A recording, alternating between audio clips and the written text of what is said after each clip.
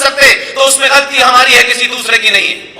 जिन्ना बार बार ये कहते थे कि भारत और पाकिस्तान के अंदर जो दो कौमें हैं, हिंदू मुसलमान, वो एक साथ नहीं रह सकती। उन दोनों का नजरिया अलग है, सोच अलग है, खान पान अलग है, रहन सहन अलग है, बिलीव अलग है। इस पूरे लंबे एपिसोड में अगर कोई ईमानदार था जिसने ईमानदारी से यह बात कही, कम से कम जिन्ना ने यह माना कि हम दो अलग अलग संस्कृति हैं। अगर हम 93,000 फौजियों को छोड़ सकते हैं बिना ये सोचे कि 93,000 फौजियों को रखने के बाद हम कोई बार्गेनिंग करते उनसे, इतिहास में आज इस बात की चर्चा होती है कि बार्गेनिंग की जा सकती थी।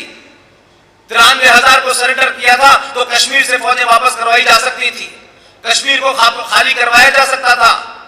लेकिन हम 71 में भी उतने ही आदर्शवादी थे और आज भी हैं। लेकिन एक घटना से पता चलेगा वो क्या है और हम क्या हैं, इसलिए उनके बारे में ज्यादा चर्चा नहीं करना चाहता।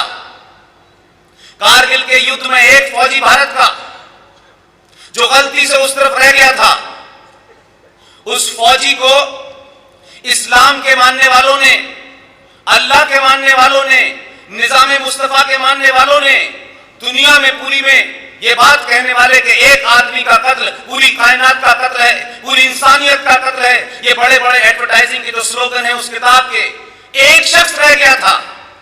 जेनेवा कन्वेंशन का आपने एक आदमी के ऊपर भी फॉर्मूला अप्लाई नहीं किया। आपने उसकी दोनों आंखें निकाल ली, दोनों गुर्दे निकाल लिए और उसको भारत वापस भेज दिया। यह आपकी संस्कृति है और यह हमारी संस्कृति है, इससे तय करने कौन कहां खड़ा है। उस सौरभ कालिया के बारे में आपने पूरे देश में देखा कि किस हालत में उसको भारत भेजा। और दूसरी बात, बार बार जिस बात का जिक्र आप कर रहे थे, देखिए मैं बातों में बहुत ज्यादा घुमाता फिराता नहीं हूं। जो बात है किसी को अच्छी लगे तो अच्छी बात और ना लगे तो अच्छी बात। किसी के अच्छा लगने से और किसी के बुरा लगने से मेरी राय नहीं बदलती। सनातन संस्कृति में हमारे यहां एक संस्कार होता था और कंपलसरी था और सबका होता था, उसे यज्ञोपवीत संस्कार कहते हैं। उसमें जनेऊ संस्कार होता था कि नहीं होता था? ये जनेऊ संस्कार क्या था? जब एक बच्चा अपनी मां की गोद में से चल फिर लगने लगता था और उसकी उम्र 5-6 साल हो जाती थी, तब उसका एक जनेऊ संस्कार होता था।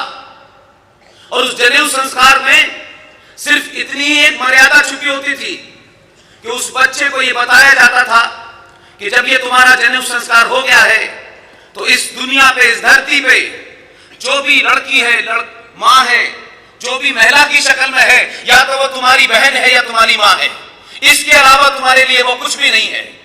और ये जनेऊ संस्कार जब वो जाता था अपने गुरुकुल में पढ़ने के लिए, तो गुरुकुल की पढ़ाई पूरी करके जब तक उसका ब्याह नहीं हो जाता था तब तक उसे ब्रह्मचर्य का पालन करना होता था। लेकिन उसी उम्र में, उसी 5-7 साल की उम्र में जो 1400 साल पहले मजहब चला था, उनके यहां भी एक संस्कार होता है। अब तय करिए कि उस संस्कार से क्या होगा। उस संस्कार से वही होगा जो बताया जा रहा है, सिंह साहब बता रहे हैं।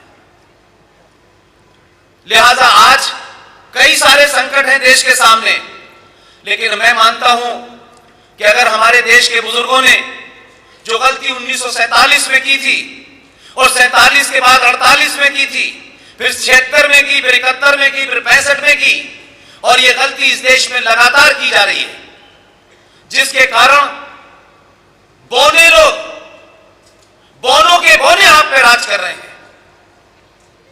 आप सनातन से चले थे और कहां पहुंच गए।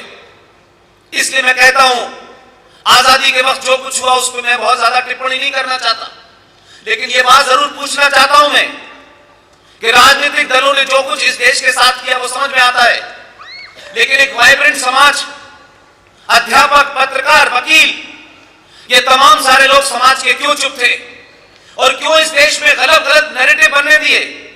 और गलत नैरेटिव सिर्फ हमारे लिए बनाए गए।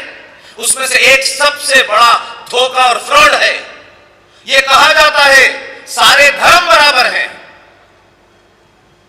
सब कह रहे हैं, बड़े बड़े एकेडमिशियन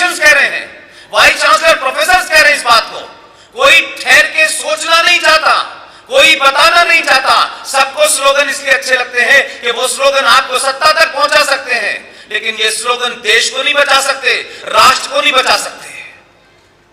मैं मानता हूं कि धर्म जब से इस सृष्टि का निर्माण हुआ है, जब से ये कायनात है और अनादिकाल तक जब तक ये रहेगी, एक ही धर्म था, एक ही है और एक ही रहेगा, उसका नाम है सनातन। इसलिए ये ध्यान रखिएगा, दुनिया में सिर्फ एक ही धर्म है, बाकी सब मजहब हैं। मजहब की किताब होती है, मजहब का पैगंबर होता है, मजहब आते रहते हैं, खत्म होते रहते हैं। अकबर ने भी एक मजहब शुरू किया था, दीन इलाही, कहां है?